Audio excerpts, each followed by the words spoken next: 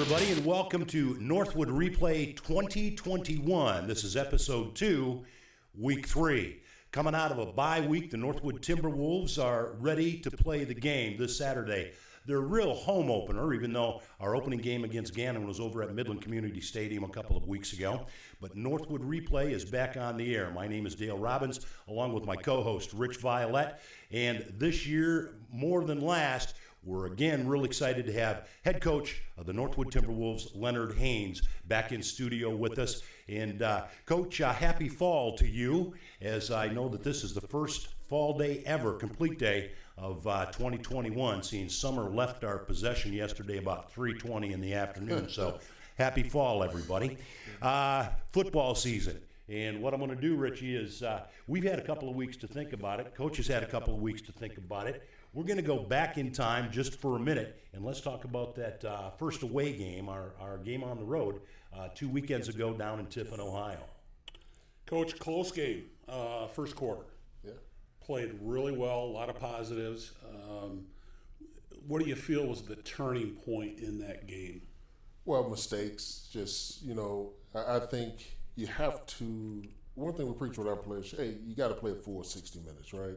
And so, yeah, we have some highs and lows, yes, but you cannot magnify and give a good team a chance now to take control of the game. And Tiffin was a very good football team, and no doubt they deserve the ranking that they have. And we knew we were going to have to come and give our all. And so, our biggest takeaway is, hey, don't beat Northwood. Northwood can't beat Northwood. And so when you give other teams an opportunity, I don't care who they are, you give them a chance to win instead of giving yourself that opportunity. I'll tell you, as a follow-up, I thought when you went for it on the 1 yard line, right, that was setting an identity, I was all about that. Yeah. And even though it didn't work out well for us, I thought, okay, we're going to set an identity, we're going to set an attitude for this team going forward, and I was really glad to see you tried to pound it in down there. Oh, yeah, we're trying to make a statement, and there's some of the things we've talked about when, even our previous game before that, Gannon, we're in a similar situation, and we got it in. But there was a 4th and 1 situation. I have to go back to the Gannon game, but we didn't get it. So my thing was, hey, we're down here. We drove the field. Let's get it in. And so if we didn't get it in, according to the referee, I thought we got it in on the second try. You did. I did too. But that's not the way it goes, obviously. So we got to make it and leave no doubt. And so we're getting there. We've been a young offensive line, and they're learning. We just got to keep getting stronger and keep getting better as we progress through the season. Question I have for you, Coach, and we've talked about this in the past over the last years, is that even in a loss, as disappointing as that was, and as lopsided as it became, especially in the second half, they scored a couple of touchdowns in 3 out of 4 quarters. They held them scoreless in the 4th quarter down in Tiffin.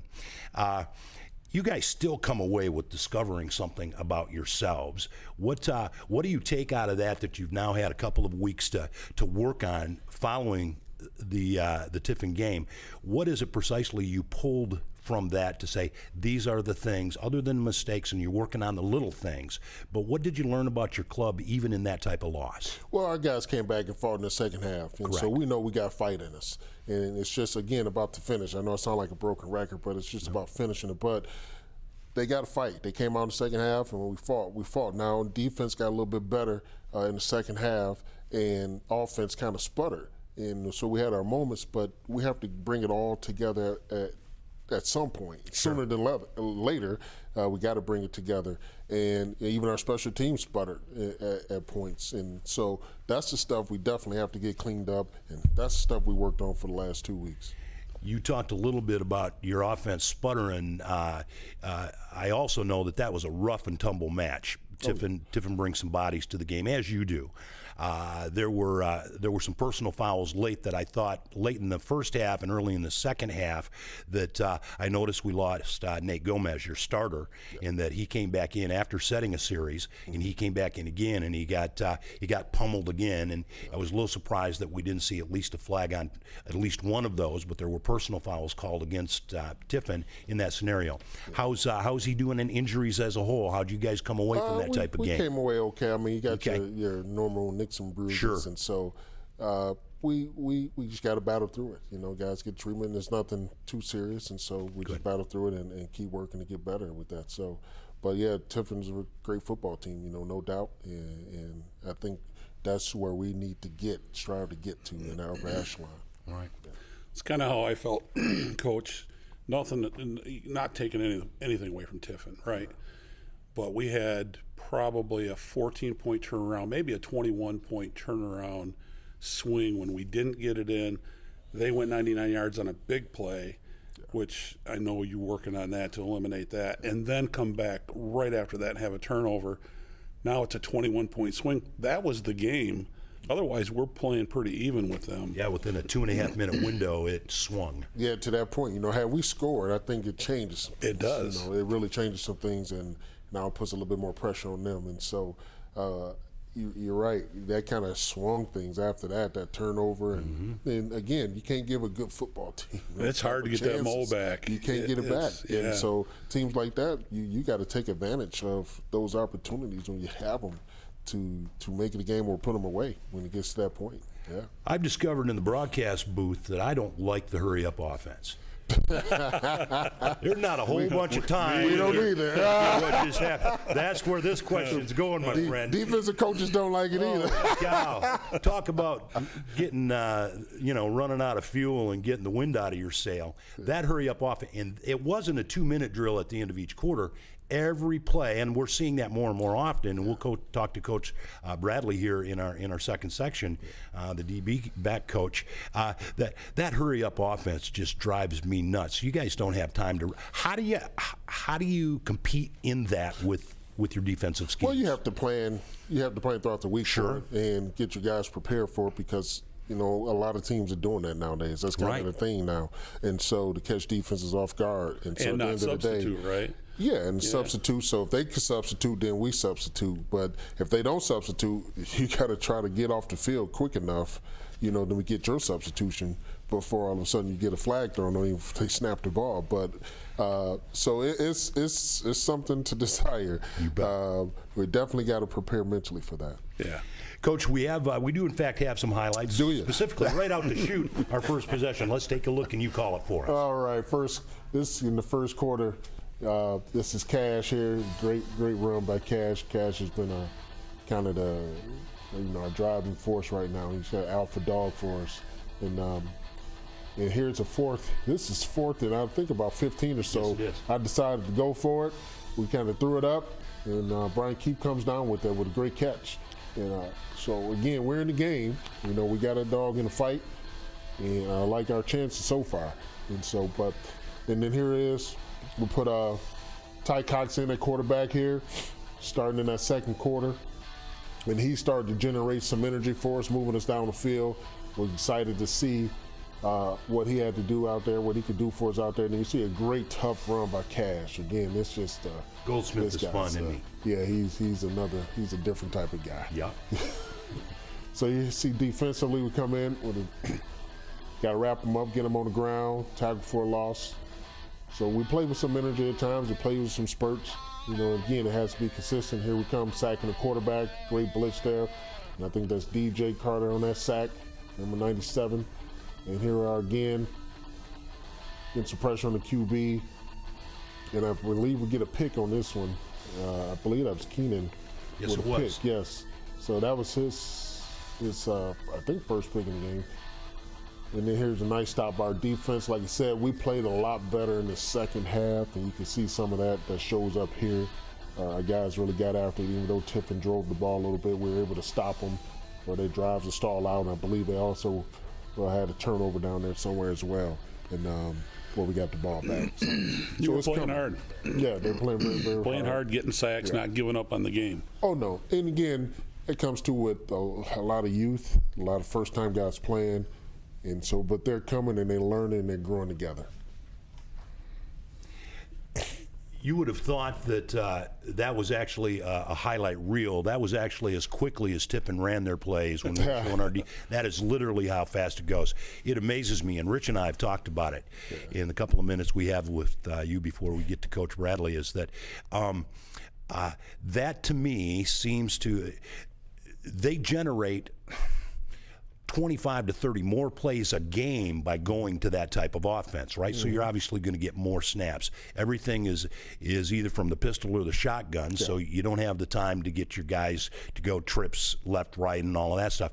Right. Is there a way, and I know that with our offense, it doesn't necessarily work because you're constantly changing personnel in your offense. Right. Is there an advantage to being methodical of the game of football I'm familiar with in my mind of just getting your players in and out, getting your specialty packages in and out, or is this something that... No, people still do that. You still hold on to the ball, milk the clock, as you would say, to speed the game up somewhat. So try to keep the clock rolling.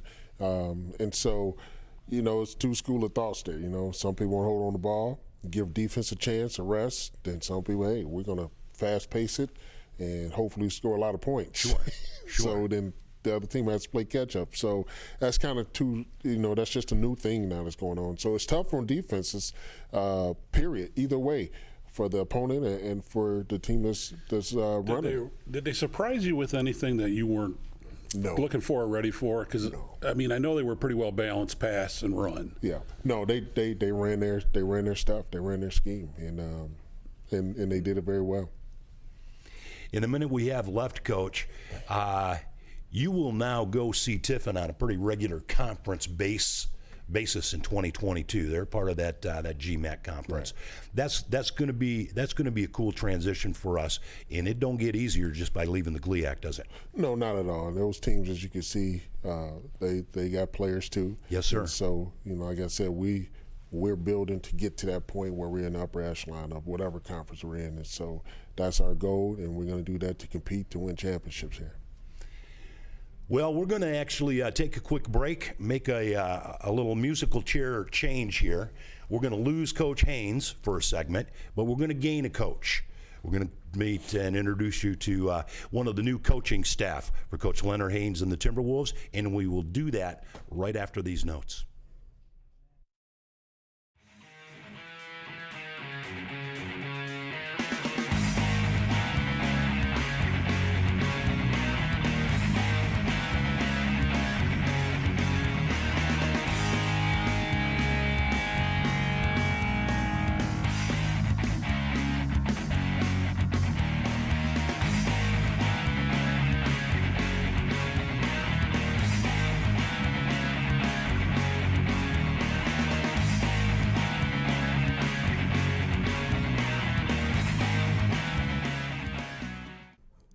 Welcome back, everybody. Episode 2, Week 3 of Northwood Replay 2021.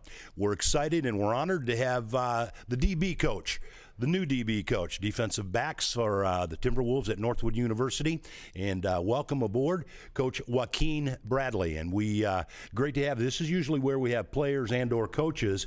Okay. You look young enough to potentially put on a helmet and some pads and get in the backfield somewhere defensively. But it's great to have you, Coach Bradley. Hey, it's great to be here. And I always tell my guys I got 2 plays in me. That's it. I got 2 plays. 2 plays? Yeah. So. You saving them? Or? I'm saving them.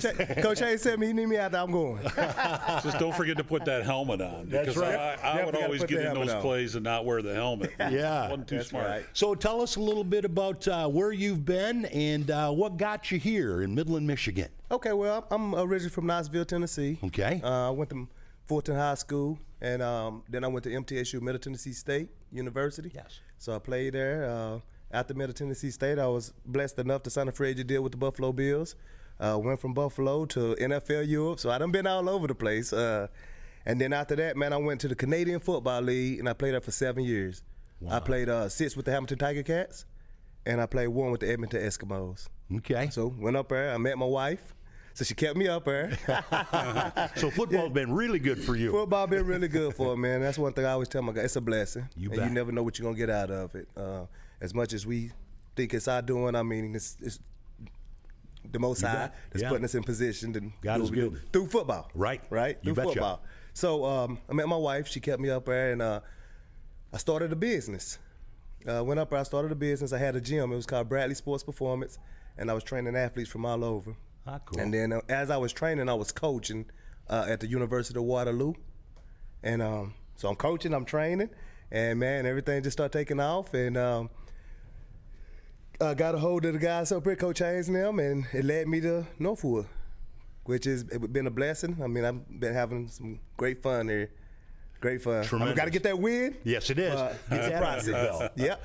And I was wondering how you got hooked up with Coach and how you wanted to come up to Midland and coach at Northwood. Right. Well, and I knew a position was opening, and I'm talking with Coach Haynes, and we was talking back and forth, and I had a good interview with him, and one thing I remember telling my pops, I said, man, I love to coach for this man. He stand on the same principles that I teach. I always talk about, with my defensive back, we talk about LDI. It's like down incorporated, and it's just standing on principle. A lot of guys think it's for football, but everything you learn in football, you can take in life. It's about it's life. bigger than the game. That's right? awesome. I tell them in my meeting room, I said, I'm going to give you the game. And our game is information with a flair. You bet. In a couple minutes we have left, Coach, just a quick question for you. You're new to the program. Yes. A lot of your defensive players are new to the program. Right. And those who are not took a year off, and now they're back at it. Yeah. Just quickly, some of the challenges that you see 2021 that lies before you to work on. What? Well, I mean, yeah, we young. I mean, it's a challenge, but it's opportunity. You bet. Right, and that's how I approach it. Obviously, I want the guys out there playing like all veterans, but fortunately, that's not going to happen right now. It's a process. So those same principles that I was talking to you about is something that we stand on. We got a foundation, and we'll be accountable to that, and keep getting better. You bet. Those players got to be excited playing for you with your experience and the stories that you can tell and the coaching that you can bring. And like Dale, I know you got a lot of freshmen, got a lot of good-looking freshmen. Yes. Yes. On the defensive side of the ball, the DBs, who's the leader? Who brings it as Eric Santiago? He's a leader. He got playing experience. I mean, he's a kid that want to get better each day. I mean, he called me, texted me this morning, Coach, can I come in there today early to watch some film from practice? Everywhere. He's everywhere, and you see it on film. Yeah. I mean, tough kid. Guys follow him. I say coaches set the expectation, but the players set the standards. So, I mean, I think against Stiffen, I think I saw you had 14 tackles or something. Yes. And they weren't in his place. They were everywhere, inside, outside, Right. deep. He is just busy. Yeah, man, and that's a testament to his film studying. I mean, it put him in position to make plays, right? He all over the field. He get everybody lined up. And guys, I got to correct one thing because I know he gonna go crazy if I don't. So it was Drew Carpenter that got the interception against Tiffany. Oh, okay. Yeah. Keenan had 2 interceptions against Gannon. Right. So it was Drew that had it. All right, so Drew's chasing. Yeah, and we don't call them interceptions. We call them brownies. Well, we could carry this on with Coach Bradley and do our own show with Jykine Bradley. But the segments go. We're going to bring him back, Coach. I think this is a good idea. It has been an absolute honor to meet you, sir. We're going to take a quick break and come back and talk about the Wildcats from Northern Michigan, and we'll do that right after these important words.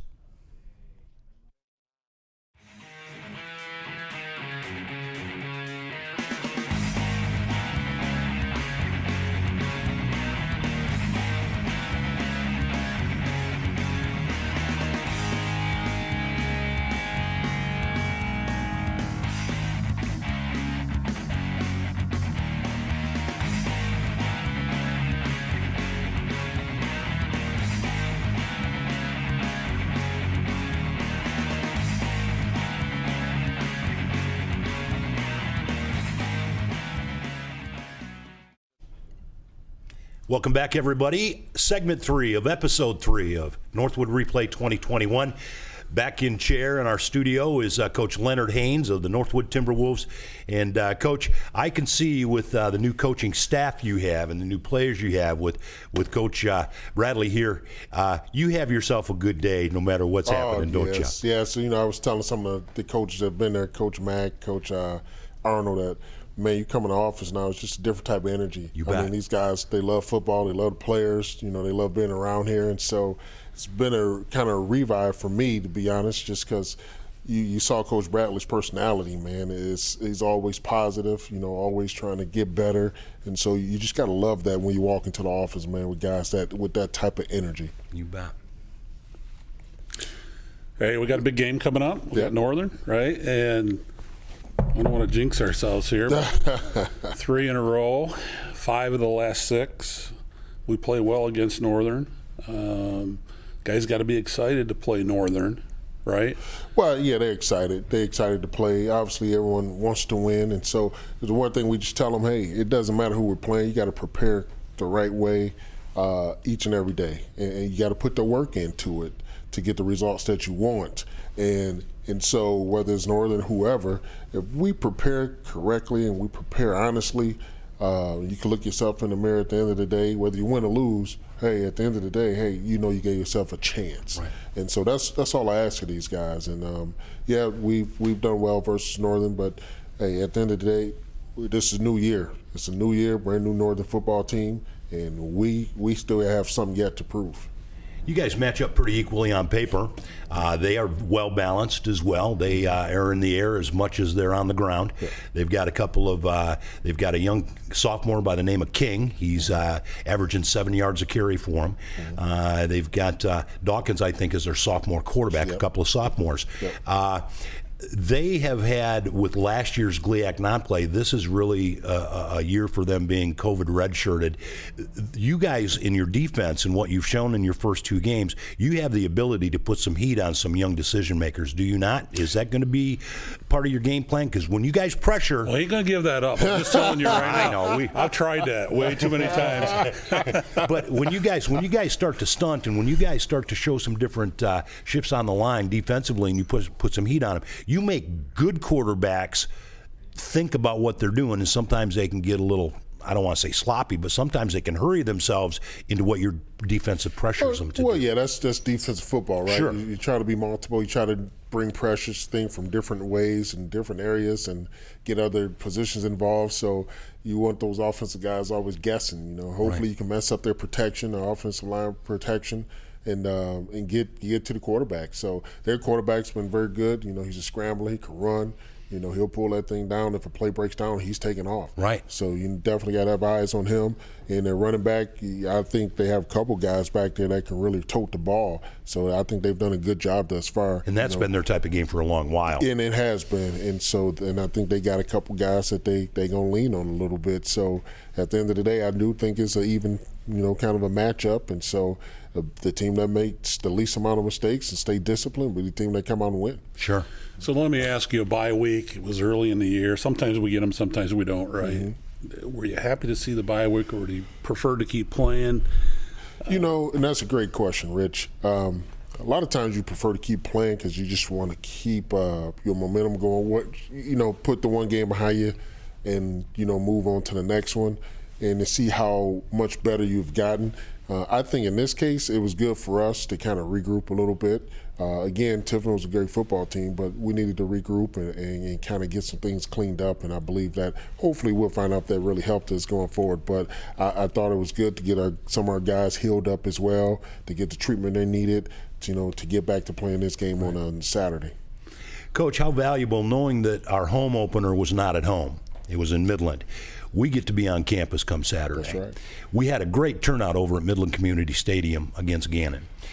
I know campus is a little bit feverish right now with getting you boys on the field and on the carpet. You got a brand new track to play within. That's spectacular, isn't it? Yeah, that track looks nice. They've done a good job. Yeah, so how important is that to use that energy and use that feed? Because our campus wants to see you guys play, and that's a home field advantage, is it not? Oh, it is. Anytime you can play at home, yes, it's a home field advantage. And to get our people and our fans, our students there to root us on, I mean, what more excitement do you need than that? And get the campus buzzing. And, we played in Midland at Midland High Stadium, and that was great. But now we can do it right in the confines of our own backyard. And, you can fire a cannon now. And we can fire that cannon off. So, yeah, we're all excited. And definitely employ the fans and the students to come out and do what they did at the Midland Stadium when we played over at Gannon. And so excited to see them out there cheering us on. I was just going to say, if we get to our slides with just a few minutes left, this is non-conference, even though Northern's in our conference, a non-conference game. Correct. Let's take a quick look at the upcoming schedule for our games this weekend in the GLIAC. All right.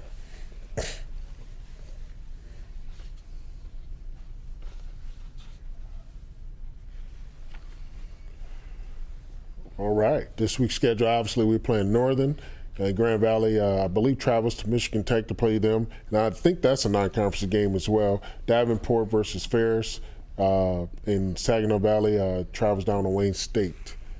Okay. Our games, 1 o'clock kick at the Wood. Rich and I will be on the radio and on the web at about 12:45 for our pregame. And Richie, any last thoughts in the minute we've got left about what's your expectation come Saturday? Weather's supposed to be reasonable. It is. It could be a little wet through the night. I was looking at the weather forecast, but I think we're going to come out strong. I think we're going to play well. I love the energy of the team. Yeah. No matter the record, I love the energy of the team. And Coach, I think you'll have them ready to play. Thank you. And these guys are ready to play, and they practice well all week, and I mean, and they love being out there. So that's half the battle, right? Having those guys out there, and they love football, flying around. So, hopefully we get the results we need. Just to highlight Rich's comment, the energy of the team, they played that way. You didn't get what you needed in 60 minutes 2 weekends ago in Ohio, but it had nothing to do with lack of effort. Because I'll tell you what, they're an excitable crew, and they just generate to each other, don't they? Yeah, and it's never, I don't think there's a lack of effort ever. Our guys get out there and they play. They play all the way to the end, and so, and that's what you can appreciate about these guys. And so we'll get the breaks we need, and that'll come. But just keep playing hard and keep doing the things that you're taught to do by the coaches, and good things will happen. Tremendous. We're in your corner, Coach. Yes. Appreciate it. We're in your press box, Coach. Everybody, thanks for tuning into this. It's exciting to be back with you. We've got Northern Michigan at the Wood on the campus of Midland, Michigan's Northwood University. You're invited, 1 o'clock. Come see what's going on, and we'll look forward to Saturday, look forward to the outcome of that, and we'll be back here in a week to talk about that exercise we're pulling off on Saturday. So have a good fall now that it's here, and have a good fall now that it's here. Summer's gone. You can't live in the past. Have a great weekend, everybody. We'll talk to you soon.